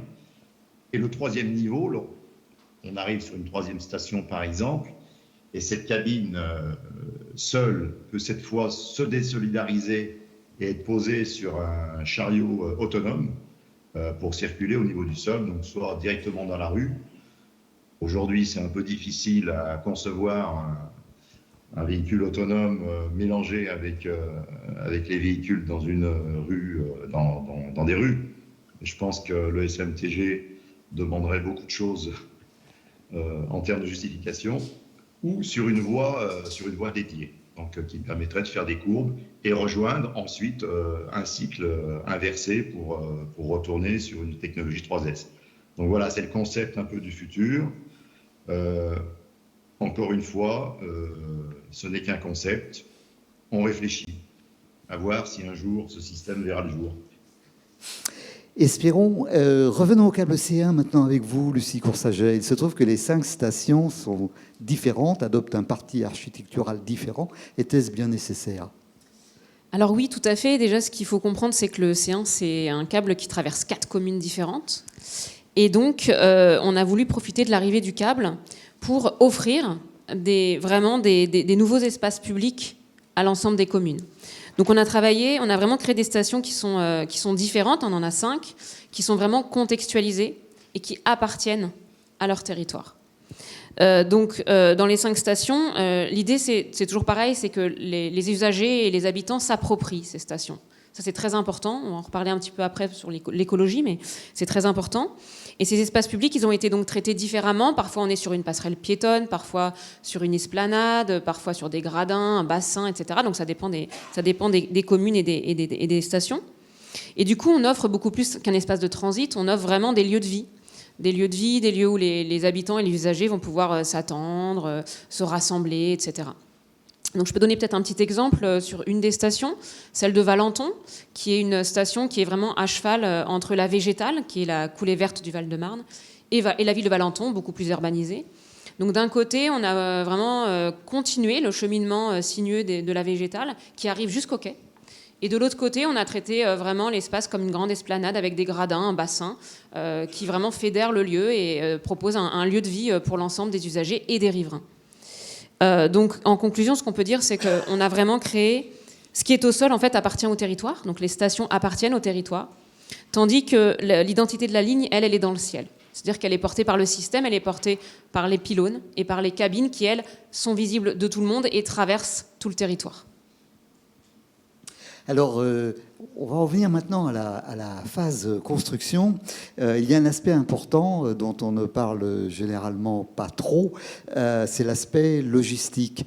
Contrairement aux régions de montagne, où il y a des drop zones pour les hélicoptères, où il y a souvent des parkings au pied des remontées mécaniques des stations de ski, où il y a en fait beaucoup d'espace où l'on peut stocker des matériaux. Pour le C1, ça n'a pas été le cas. Et Bernard Tillier, vous avez été obligé donc de travailler en flux tendu. Comment vous avez procédé? En effet, c'était un sujet. C'était un sujet nous n'avions pas réellement identifié au moment de notre offre. C'est là encore une fois toute la différence avec le milieu montagne, où, comme vous l'avez dit, les espaces sont suffisamment grands pour tout ce qui concerne l'aspect logistique. Donc la difficulté, c'était révélé pour le montage, principalement pour le montage des pylônes de ligne, où effectivement la reprise de manutention n'était pas possible. Donc ça veut dire qu'il fallait travailler, comme vous l'avez dit, en flux tendu. On avait en interne un super logisticien qui était capable d'organiser l'arrivée des camions qui arrivaient parfois de loin, vraiment au bon moment. Parce qu'il fallait que la grue, on mettait en place des grues de forte capacité, puisqu'on avait des pylônes on a des pylônes très hauts sur le C1. Donc il fallait que le camion arrive, la grue soit en place, les moyens secondaires de manutention aussi et les moyens humains soient en place au bon endroit au bon moment. Donc ça a été vrai pour les 33 pylônes, parce qu'aucun des 33 pylônes nous ont permis d'avoir la possibilité d'avoir une reprise, de faire une reprise et de pouvoir les stocker avant de les mettre en place. Donc voilà, c'était aussi un exercice intéressant qui nous a fait progresser dans la globalité de la logistique en milieu urbain. Et par ailleurs, vous aviez recherché des entreprises françaises pour fabriquer la partie ligne, en particulier donc les pylônes, mais sauf erreur, toutes ont décliné l'offre du fait peut-être de l'importance du volume du marché et de la spécificité du cahier des charges. Pour vous, c'est une déception? Oui, alors là, je vais peut-être plomber un peu l'ambiance. Effectivement, moi, initialement, j'avais prévu de réaliser l'ensemble des structures de ligne, c'est-à-dire les fûts des pylônes, les têtes de pylônes, qu'on appelle communément potences, ainsi que les passerelles de circulation en tête de pylône. Donc, ce sont des composants de chaudronnerie, en fait, de grosses chaudronneries d'ailleurs. Alors, nous, d'Opel Meilleur France, nous n'avions pas les capacités pour assurer ces fabrications à ce moment-là. Donc, idéalement, et moi, c'était vraiment mon objectif, c'était de faire travailler des entreprises françaises et principalement en Île-de-France. Et malheureusement, toutes les sociétés consultées ont décliné ont décliné, principalement du fait que soit leur outil de production était mal adapté, soit dû à un cahier des charges. C'était principalement la cause, en tout cas de celles qui ont répondu. Cahier des charges un peu trop contraignant. Et moi, j'ai été effectivement très déçu parce que je me rappelle, compte tenu de mon âge avancé, je me rappelle il y a une vingtaine d'années, voire une trentaine d'années, j'avais l'habitude de travailler avec des grosses chaudronneries qui se trouvaient principalement, il y en avait des très bonnes en Bourgogne ou dans le bassin stéphanois.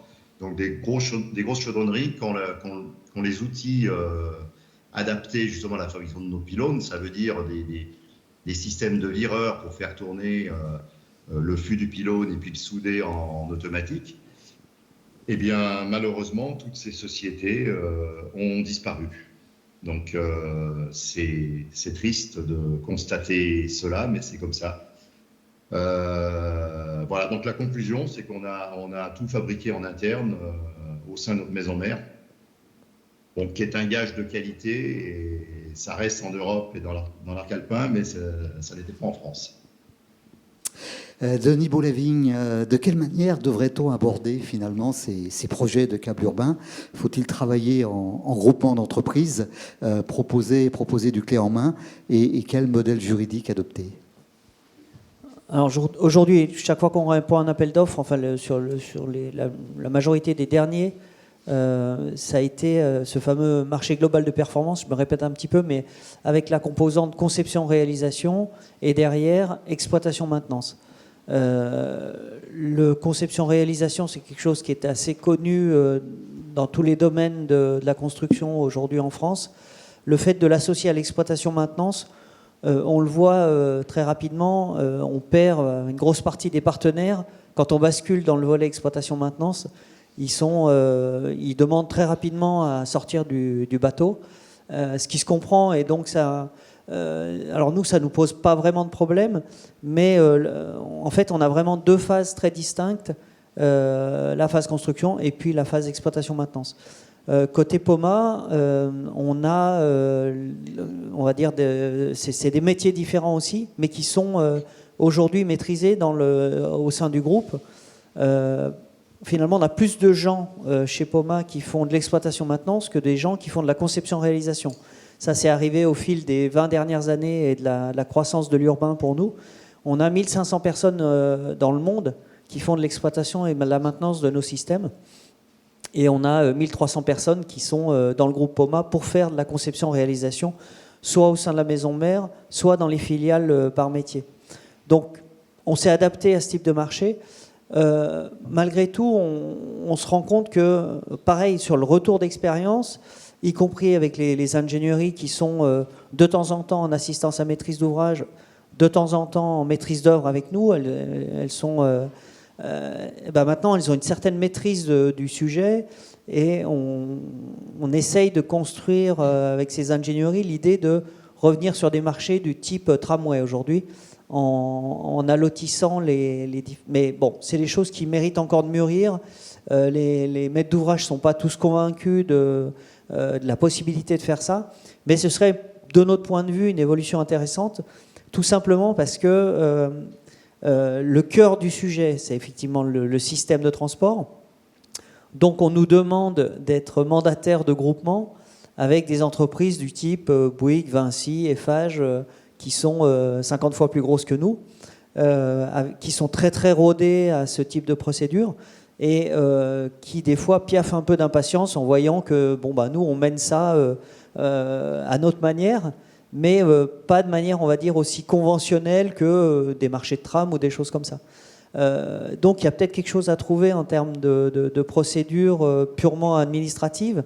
On se cherche encore sur le sujet. La seule chose dont on est certain aujourd'hui et dont on a fait la démonstration, et c'est aussi ce qui différencie le câble de tous les autres modes de transport aujourd'hui, c'est le fait qu'on délivre de A à Z un clé en main, des fondations, parfois des fondations profondes, jusqu'à la mise en service et derrière donc l'exploitation et la maintenance. Et tout ça avec un seul et même groupement. Et on est assez unique là-dessus, ce qui fait qu'on consolide un coût global qui est très maîtrisé, puisqu'il dépend d'une seule entité. Une fois qu'on se lie en groupement, on représente une entité. Donc c'est très sécurisant pour les maîtres d'ouvrage parce que l'engagement est pris avec des gens qui, au fil de l'eau, apprennent à travailler ensemble. Donc ça, c'est très différent, par exemple, d'un tram où des gens vont venir, vont faire l'infrastructure, ensuite le lot suivant va arriver, va faire les caténaires, le lot suivant va arriver, et puis à un moment donné, paf, les véhicules vont arriver d'une usine et on va commencer les essais. Là, c'est quelque chose qui se fait dans une unité parfaite du début à la fin, entre l'attribution du marché et puis la mise en service. Il n'y a qu'un type d'interlocuteur et qui est de A à Z. Ça a un autre gros avantage. On a évoqué c'est important, je pense, de l'évoquer maintenant. On a évoqué tout à l'heure le guide d'accessibilité qui est le fruit, on va dire, du travail de constructeurs, du STRMTG, d'ingénierie. Enfin, les gens de la profession se sont mis pour établir un guide qui est aujourd'hui un référentiel. Notre combat actuel, c'est un combat, hein, c'est d'essayer de faire en sorte d'avoir un référentiel du même type sur l'empreinte carbone, d'avoir des pratiques communes à tout le monde pour permettre aux ingénieries d'orienter le choix des maîtres d'ouvrage sur le mode, on va dire, le plus durable au final, parce que c'est quand même la finalité de créer une ligne de transport, c'est à la fois que le service soit au niveau, c'est que elle rende le service, mais aussi qu'elle soit au rendez-vous de la transition énergétique. Et pour faire ça, il faut être capable de mesurer et de s'engager sur l'empreinte carbone de toutes les étapes de construction d'un projet. Et là encore, on se différencie des autres puisqu'on est les seuls à maîtriser l'ensemble du process de la fondation profonde jusqu'à l'infrastructure et les véhicules. Donc aujourd'hui, quand on délivre une offre, je ne parle même pas du projet, quand on délivre une offre, même en montagne, on délivre un fascicule complet qui décline l'empreinte carbone d'un télésiège, par exemple, durée de vie comprise, l'usage, la maintenance, et on est capable de dire au maître d'ouvrage, quand vous investissez dans un télésiège, dans une télécabine ou n'importe quel type d'appareil, voilà quelle va être l'empreinte carbone de votre ligne sur la durée de vie. Donc là-dessus, on est assez unique et on pousse énormément pour que que les ingénieries aient l'outil pour identifier qui a la meilleure empreinte carbone, au-delà des autres critères qui sont tout aussi importants, le premier étant le niveau de service, évidemment. Daniel l'a dit, on ne va pas faire du câble de partout. Il faut savoir pourquoi on fait du câble. Et ce n'est pas un gadget, ça rend le service qu'on veut, ça a une empreinte carbone intéressante. Et voilà, donc on travaille là-dessus, mais c'est un travail qui se fait avec les ingénieries. Donc plusieurs axes de travail. Et donc le câble urbain, bien évidemment, a un rôle à jouer dans le développement durable. Lucie Coursaget, justement, vous dites volontiers que le câble urbain évite l'imperméabilisation des sols. Vous pouvez nous en parler un petit peu ? Oui, tout à fait. En fait, l'écologie, évidemment, elle est déjà dans le choix du système. Vous le savez tous, système électrique avec on va dire une emprise au sol assez limitée, avec les pylônes et les stations. Mais surtout, on n'a pas besoin d'imperméabiliser le sol. C'est-à-dire que sous les kilomètres de ligne, on peut rester végétalisé. Ce qui est le cas dans les stations qui sont dans la végétale, et ce qui n'est pas le cas en fait quand on fait un tramway ou une ligne de bus. C'est-à-dire qu'on est obligé de bétonner. Là, c'est pas le cas, et ça, c'est vraiment un avantage important pour le système câble. Fabien Abinal, quels sont les ordres de prix des différents composants d'une installation et comment optimiser finalement le nombre de stations, les stations étant le poste le plus important au niveau du coût d'une telle réalisation? Oui, alors je ne vais pas vous donner la formule secrète du prix d'un projet de transport par câble, je ne la connais pas.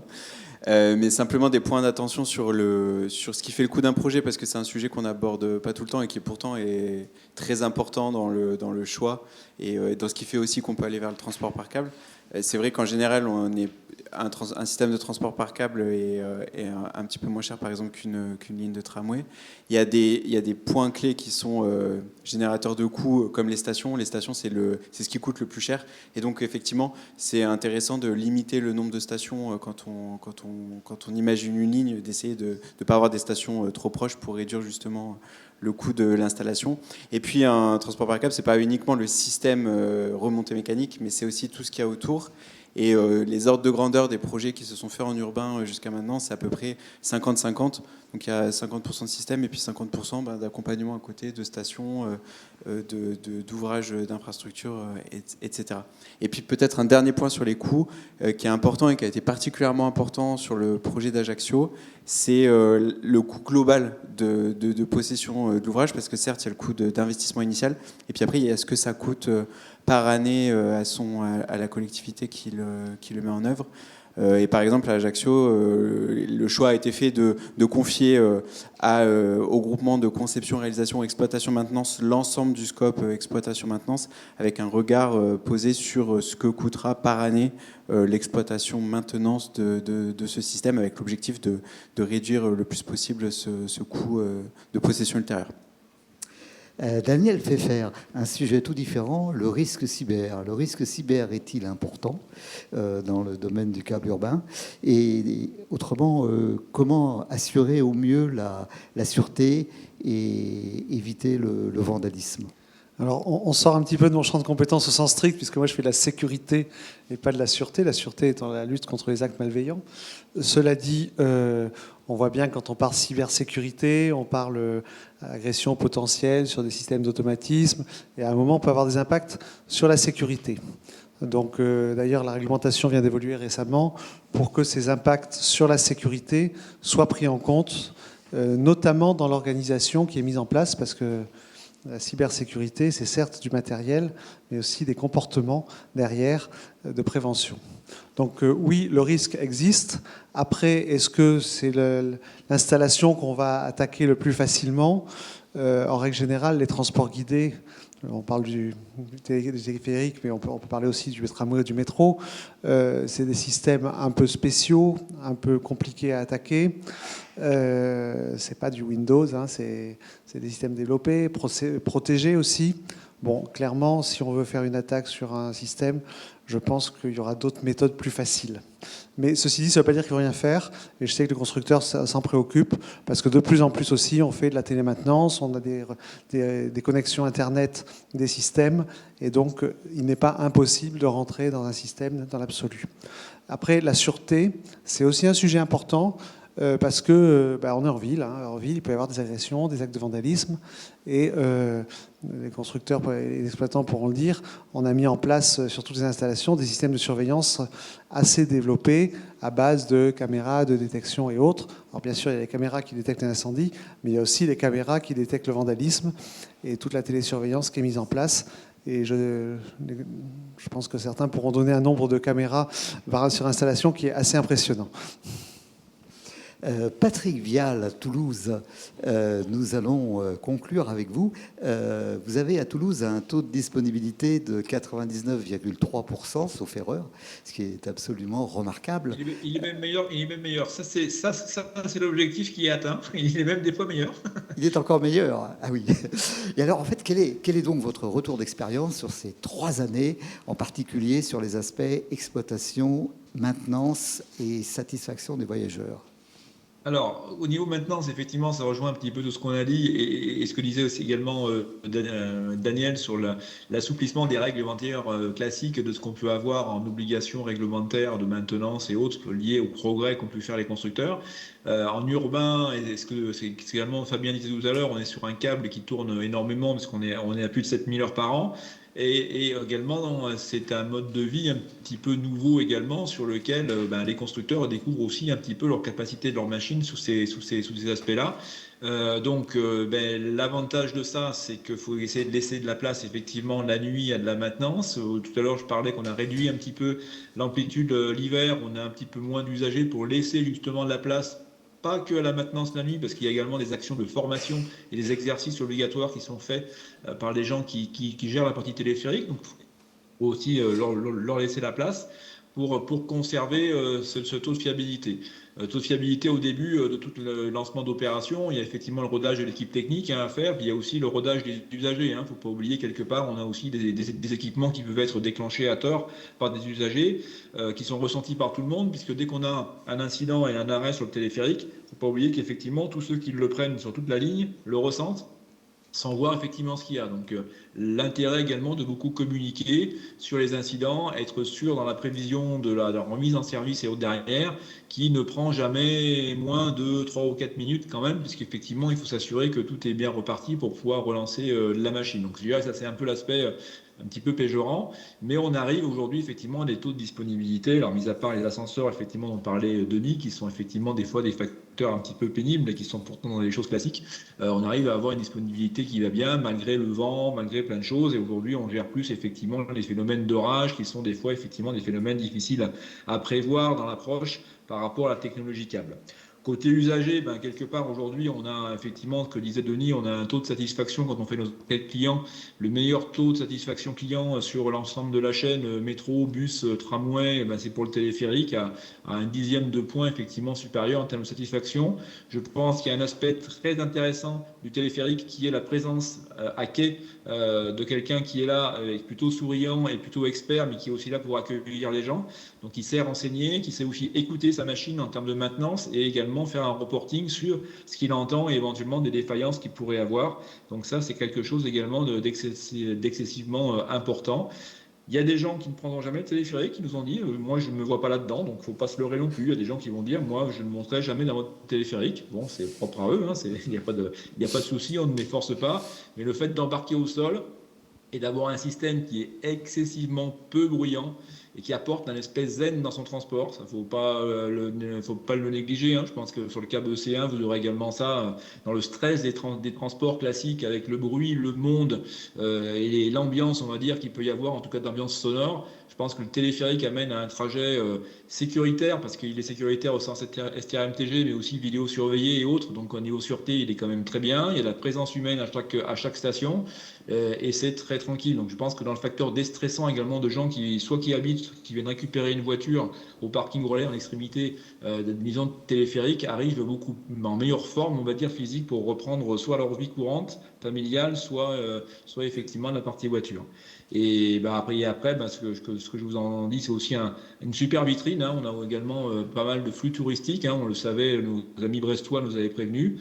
Il y en a effectivement, c'est une population effectivement qui vient, alors soit d'une population touristique locale, soit effectivement dans les guides un petit peu de population étrangère également qui vient visiter. Et on en fait une vitrine, parce que vous le verrez dans les étapes du Tour de France, et typiquement celle du 15 juillet à Toulouse, on a mis les cabines du Tour de France, les cabines aux couleurs des maillots du Tour de France, et je pense que ce sera une excellente vitrine pour le transport par câble, relayé par une couverture médiatique telle que le Tour de France. Ça sera aussi un super événement pour tous sur ce mode de transport. Ce sera effectivement une excellente vitrine pour le transport par câble. Donc maintenant, l'heure est venue de passer à notre séquence questions-réponses. Qui aurait une question à poser à nos intervenants d'aujourd'hui ? Oui, monsieur. Merci de vous présenter brièvement, rapidement, oui, avant de poser votre question. Oui, bonjour, Didier Doyon, société Trajet Textile. On est fabricant de velours textile pour les sièges de transport, de matériel roulant, donc notamment les téléphériques. La question que je voulais vous poser, c'est quel est le plus grand, les nacelles les plus grandes qui circulent dans le monde aujourd'hui en termes de capacité de personnes. Est-ce qu'il y a une charge maximum qu'on ne peut pas dépasser au niveau des câbles sur une taille de nacelle? Une question pour Bernard Tellier et pardonnez-moi, Denis Boulavigne, voilà, exactement. Qui veut commencer? Si je réponds Bernard Tellier. Si je réponds le premier, je vais faire une réponse de Normand, ça dépend de la technologie. Si on parle de téléphérique, donc le téléphérique, qui est aussi un terme générique, mais dans la technologie téléphérique, en étant bicable, avec un système va-et-vient, si on veut. Donc on n'a qu'une cabine, par exemple, sens montée et une autre cabine sens descente. On a des cabines aujourd'hui de 200 personnes, par exemple. 200 personnes. Donc à 80 kg par personne en dimensionnement, on est à 16 tonnes embarquées. Après, voilà, la technologie à Toulouse, je ne sais pas combien, là on est sur une technologie 3S, où on est sur des cabines selon l'aménagement intérieur entre 24 et 30 personnes, si les personnes sont debout, si les personnes sont assises. On est à 34, Bernard. 34, on est. 34, d'accord. C'est bien. Je crois qu'on s'arrête à 30, c'est bien. Et puis après, donc, quand je reviens sur le téléphérique, quand je parle de 200 personnes, les personnes sont debout. Hein. C'est-à-dire qu'on a vraiment un espace qui est optimisé au maximum. À Toulouse, vous êtes assis.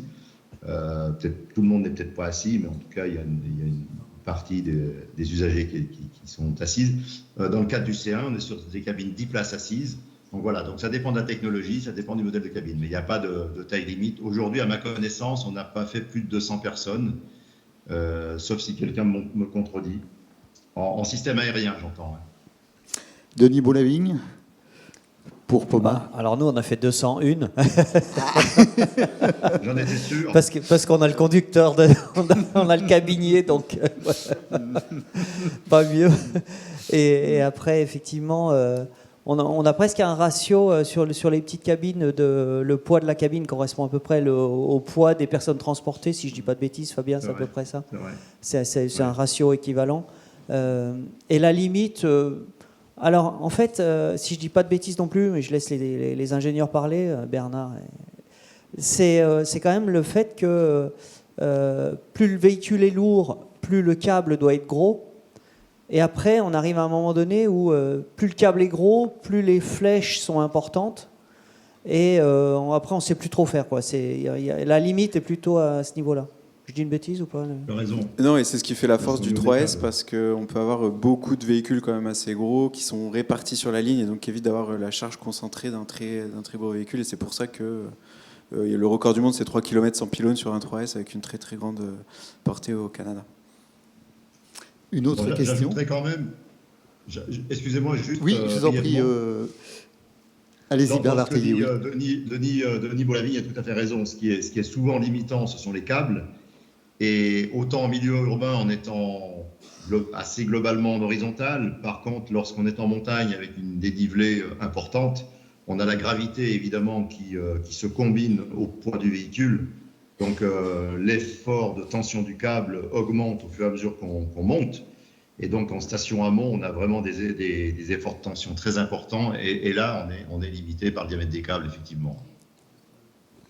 Oui, j'ajouterais aussi que selon la technologie, on peut avoir des cabines plus gros, mais on n'a pas forcément plus de débit. Parce que quand on fait des cabines de 200 personnes, c'est un va-et-vient. Donc la cabine, elle traverse, il y en a une autre qui vient, mais il n'y a pas beaucoup de cabines, elle passe pas souvent la cabine. Donc finalement, sur une courte distance, comme à Brest par exemple, ça fonctionne.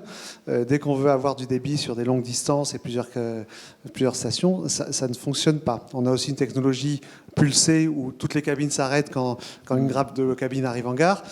Là aussi, ça va moins vite que quand on débraye. Ça coûte moins cher.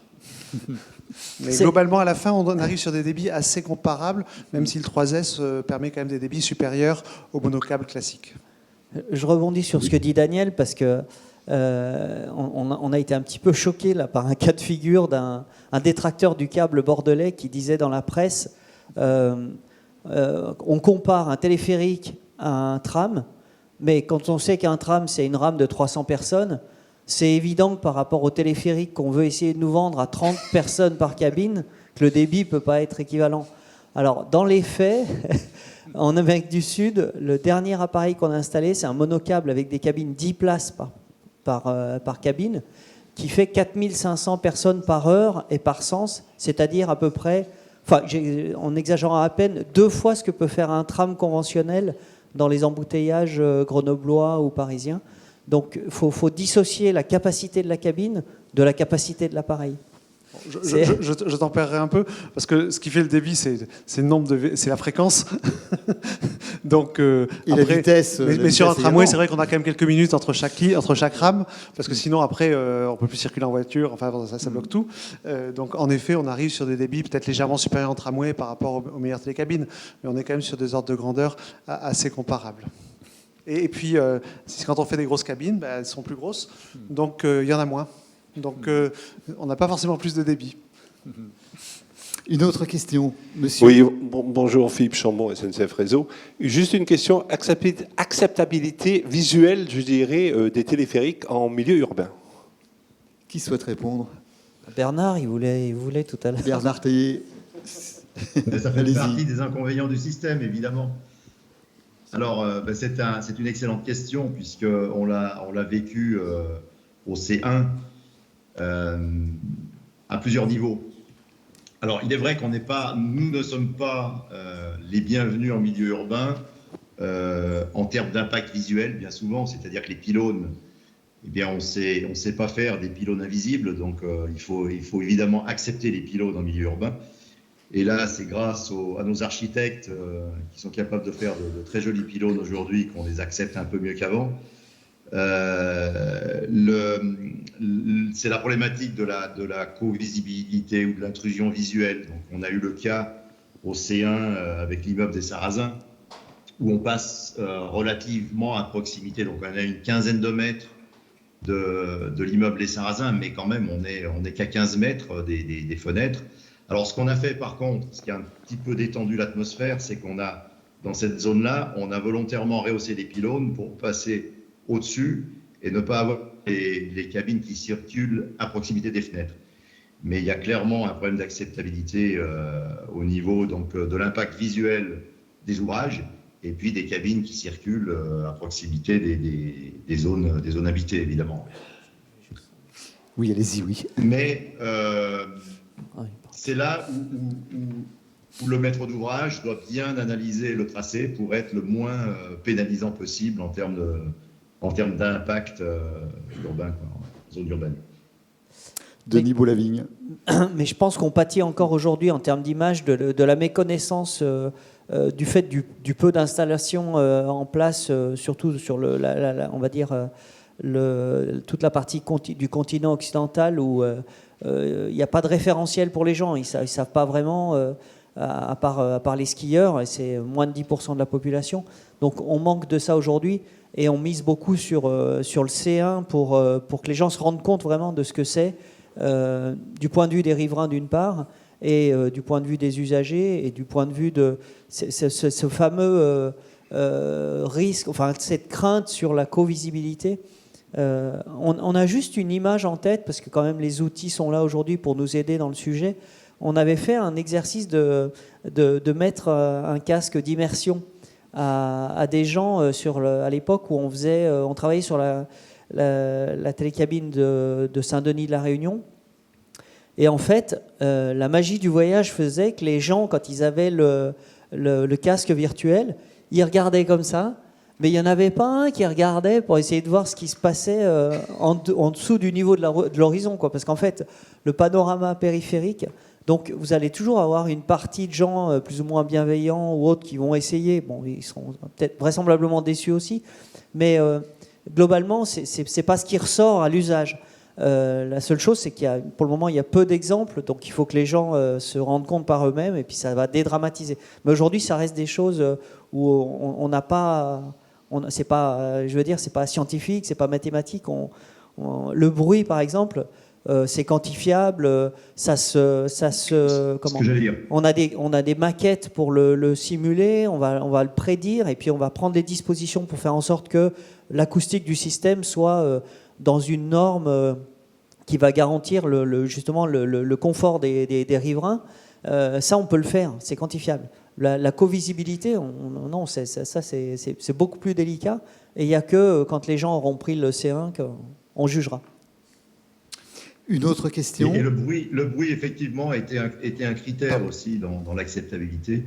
Et on a tellement, les constructeurs ont tellement procédé ont tellement progressé, en termes acoustiques, qu'aujourd'hui, ça n'est plus un sujet, ça ne sera plus un sujet. C'est tellement silencieux que je pense que ce ne sera plus un sujet. Si je peux ajouter une petite chose qu'on n'a pas dite quand même sur le C1, on a fait tout un travail sur la cabine, Bernard, où on a une partie opaque, et quand on est assis, puisqu'on voyage assis uniquement, oui. On n'a pas en fait de vue directe en fait sur les habitations. C'était l'idée, effectivement. Ouais. Une autre question, monsieur. Le côté ludique du système va absorber, j'allais dire, le côté négatif, je pense. Vous posez votre question. Oui, bonsoir à tous. Donc, Swan Charwa, je travaille avec Caisse d'Épargne en financement de projets infrastructure.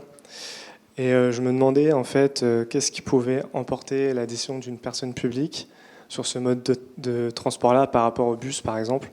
Vous avez parlé de débit tout à l'heure, et je me demandais en termes de débit de transport, de débit de personnes transportées par rapport à l'investissement, comment ça se justifiait et quels freins étaient éventuellement rencontrés. Qui souhaite répondre? Juste Alors, une amorce, mais pardon.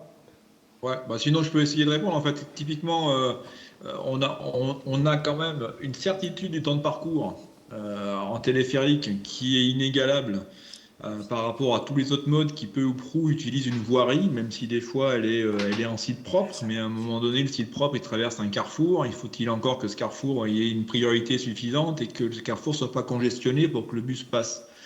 Donc on va dire en termes de perception et de valorisation du sujet en termes de temps de parcours par rapport au temps perdu sur les autres modes, y compris sur des modes bus, on est quand même sur un niveau de service plus. Si on voulait le même mode de service à l'heure de pointe sur des bus, on serait obligé de faire des bus beaucoup plus fréquents et autres pour essayer d'apporter un système, et encore que la partie temps de parcours ne serait pas forcément améliorée.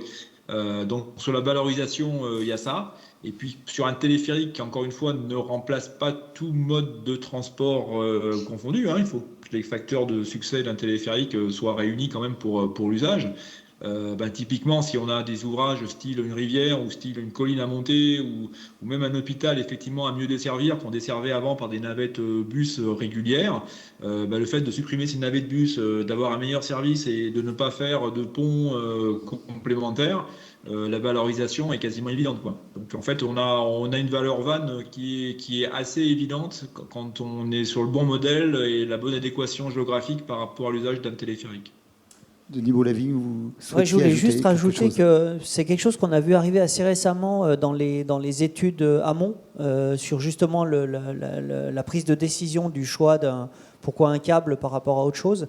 Parce qu'on a vu par le passé des études où on voyait les colonnes comparatives des différents modes, et puis quand il fallait cocher les critères du câble, il manquait la moitié des croix dans le câble parce qu'on n'avait pas de réponse, quoi.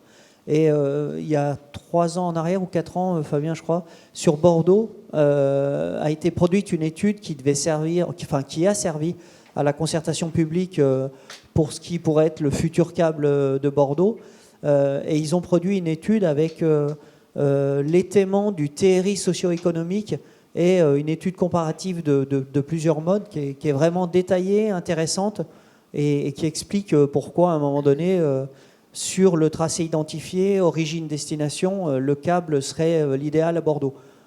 C'est une première phase intéressante du projet, mais peut-être Fabien, tu peux compléter là-dessus.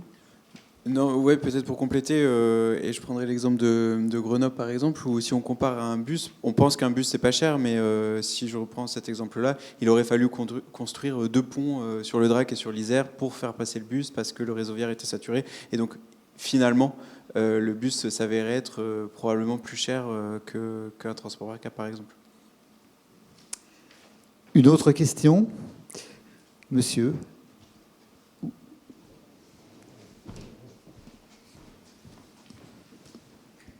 Oui, bonsoir, Daniel Lazzaroni, Siemens Automation. Merci pour vos échanges très, très, très intéressants. Ma question est peut-être plus pour les constructeurs. Vous disiez tout à l'heure sur l'exemple d'Ajaccio, je crois, vous avez à charge l'exploitation et la maintenance sur un certain nombre d'années. Est-ce que cela vous amène à livrer une machine différente, peut-être plus instrumentée, plus cybersécurisée que si vous ne l'aviez pas? Denis Boulavigne. Alors en fait, en termes de R&D chez nous, aujourd'hui, je pense qu'il y a 70% de l'effort R&D qui est axé sur l'exploitation et la maintenance des systèmes. Pour plusieurs raisons. C'est déjà tout simplement au niveau de l'empreinte carbone d'un système, il y a à peu près 60% de l'empreinte carbone qui est sur sa durée d'usage. Donc c'est vraiment là qu'il faut mettre l'accent et améliorer l'empreinte carbone du mode, c'est sur son usage. Alors ça passe par moins de consommation énergétique, nos technologies, tout constructeur confondu aujourd'hui, avec des moteurs qui sont plus performants, donc au-delà de l'acoustique, ces choses-là.